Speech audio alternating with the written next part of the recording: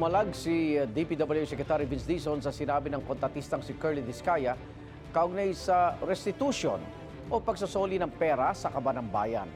Kung magkano po ang i-restitute po muna namin. Ano sabi nila? Magkano daw?